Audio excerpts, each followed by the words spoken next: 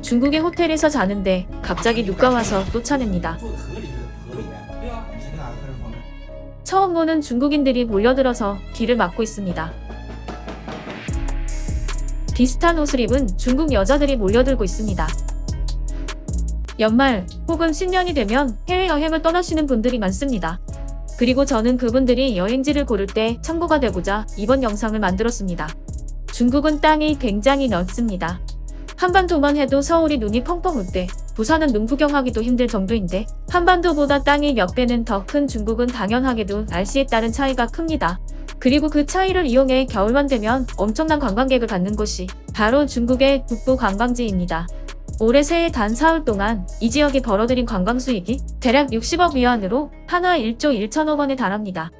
하얼빈을 방문한 관광객의 숫자도 305억 명에 달한다고 하니 그 규모가 일반적이지 않다는 것을 알 수 있습니다. 중국 북부 관광지에 이렇게나 많은 관광객이 몰린 이유는 인터넷에서 인기를 끌고 있는 하나의 밈 때문인데요.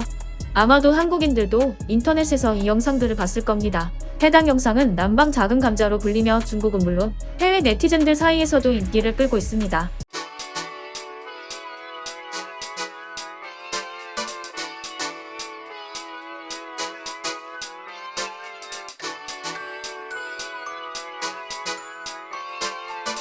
해당 영상들이 처음에는 순수하게 여행을 온 남쪽 지방 여자들의 모습을 담았습니다.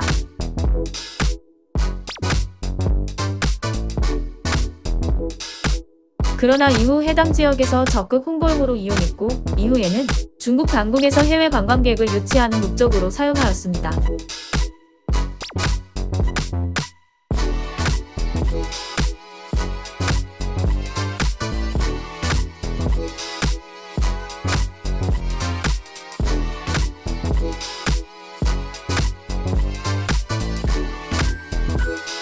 귀여워 보이는 중국 여자들이 흰색의 털모자, 털옷을 입고 눈이 쌓인 중국 북부 관광지에서 놀고 있는 장면들을 촬영한 것인데요.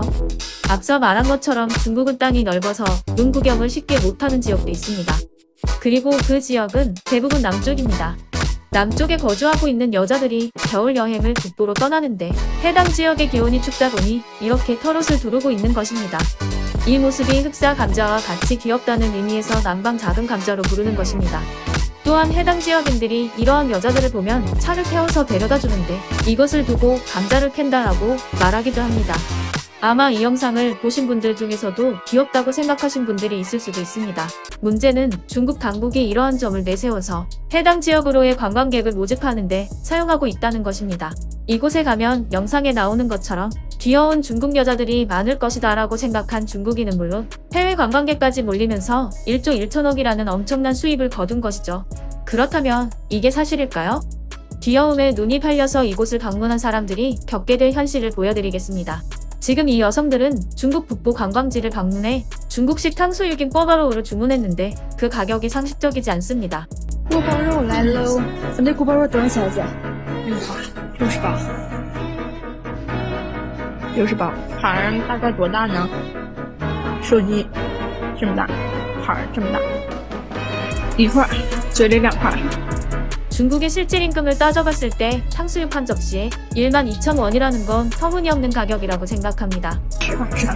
13块68，一块5块多。 또한 이 새우들도 13마리에 108위안, 한화로 2만원에 가까운 가격입니다. 여러분이라면 2만원을 주고 이렇게 작은 새우를 드시겠습니까? 앞서 보여드린 음식은 세바리피입니다. 진짜로 황당한 건 이제부터입니다.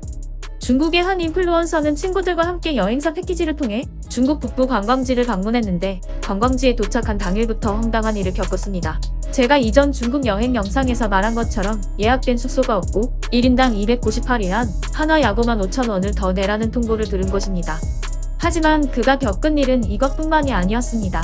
我们到了服务区，然后呢，你贴什么补什么。如果说你的穿的鞋子是运动鞋、2棉鞋、假棉鞋，建议你换一下。你们戴着这种口罩就不要戴了，一定要花个10来块钱买一种棉的口罩戴。我们北方有一病叫什么病呢？叫冻疮，在眼睛开始爆皮了、裂了，最后是起水泡了。想一想，你这张棉得花多少钱？ 관광버스에서 온갖 제품을 강요하던 가이드는 영상을 찍고 있던 인플루언서를 발견했고 이를 경찰에 신고했습니다.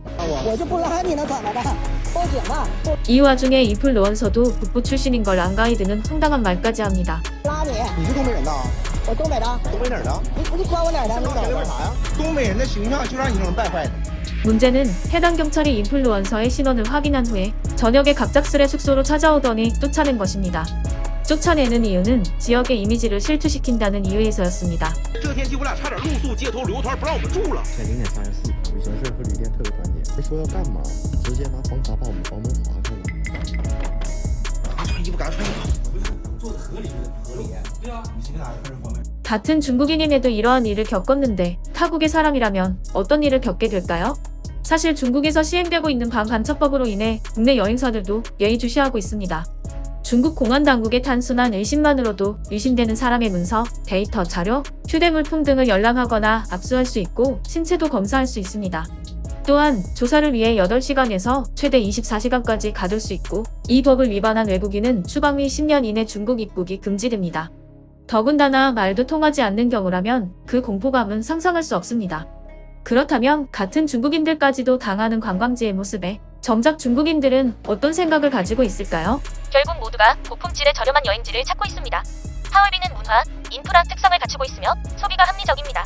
이곳이 관광지로 인기를 얻는 것은 자연스러운 일입니다. 정말 자랑스럽습니다.